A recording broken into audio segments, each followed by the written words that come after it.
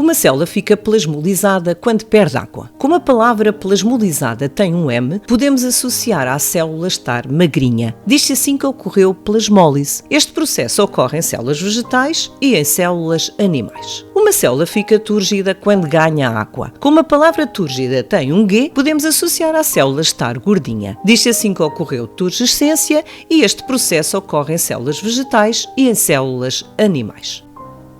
O metabolismo é o conjunto das reações químicas que ocorrem no organismo. Neles são considerados dois processos, o catabolismo e o anabolismo. O catabolismo é o processo de decomposição de moléculas maiores em moléculas menores. Este processo liberta energia que pode ser utilizada pelo organismo. Na reação aqui representada, uma molécula constituída pelos blocos AB reage com a água, o que leva a que o bloco A se separe do bloco B e se formem as moléculas A e B, que são duas moléculas menores, ocorrendo ainda a libertação de energia. Podemos assim considerar que o catabolismo corta moléculas maiores, formando moléculas menores. Por isso, consideramos catabolismo C corta C. Neste processo é libertada energia, pelo que a reação é considerada exoenergética. Assim, podemos considerar que existe o exit da energia. Ex de exoenergética, ex de exit. O anabolismo, por sua vez, é o processo de construção de moléculas maiores e mais complexas a partir de moléculas menores. E este processo requer energia. Na reação aqui representada, as moléculas A e B reagem entre si com o consumo de energia. Dessa reação resulta uma molécula maior, constituída pelos blocos A e B, e ocorreu ainda a formação de água. Assim, no anabolismo são adicionadas moléculas A, formando-se assim uma molécula maior. Como nesta reação há consumo de energia, diz-se que ela é uma reação endoenergética, isto é, uma reação onde a energia entra. N de endoenergética é N de entra.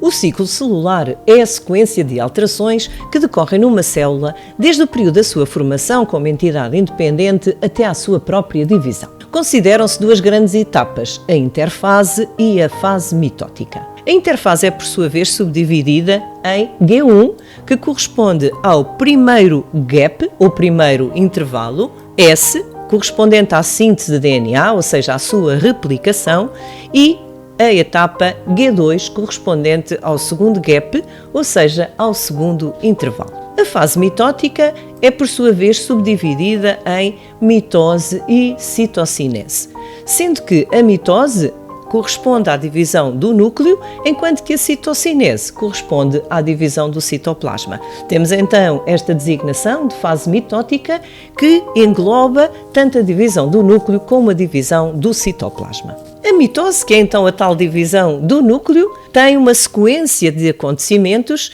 que são designados por prófase, metáfase, anáfase e telófase. Esta é sempre a sequência de acontecimentos na mitose e por isso não podemos trocar esta ordem. Para te ajudar a saber esta sequência, podes usar a mnemónica, que é próximo da meta, a Ana telefona. Então, próximo da meta, a Ana telefona, contém as iniciais e também o princípio das próprias palavras das 4 etapas da mitose. Então, próximo da meta, a Ana telefona para as etapas prófase, metáfase, anáfase e telófase. É indispensável memorizar a hierarquia dos grupos taxonómicos sempre que falamos da classificação dos seres vivos. Nesta hierarquia, se considerarmos do domínio até à espécie, verificamos que vai aumentar o grau de semelhança entre os seres vivos.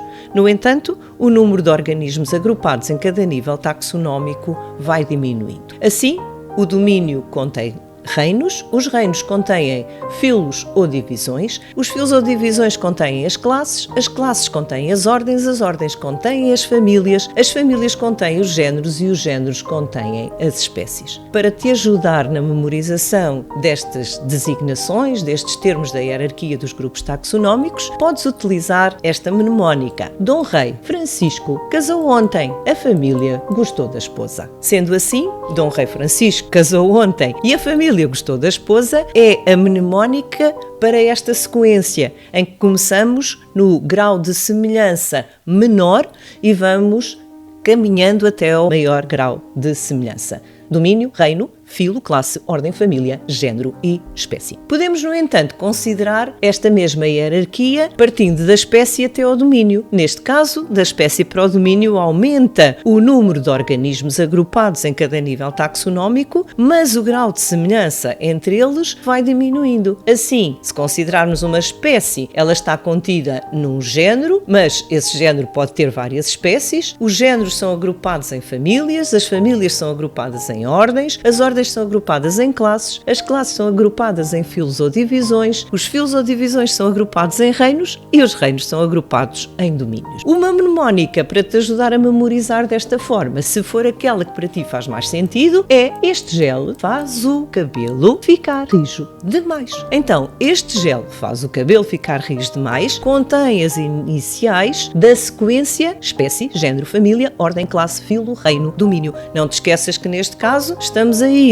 do grupo que contém o menor número de organismos e que tem todos os seres com um grau de semelhança muito elevado e que vamos progressivamente caminhar para o grupo que tem o maior número de organismos, mas no qual os seres vivos têm o menor grau de semelhança.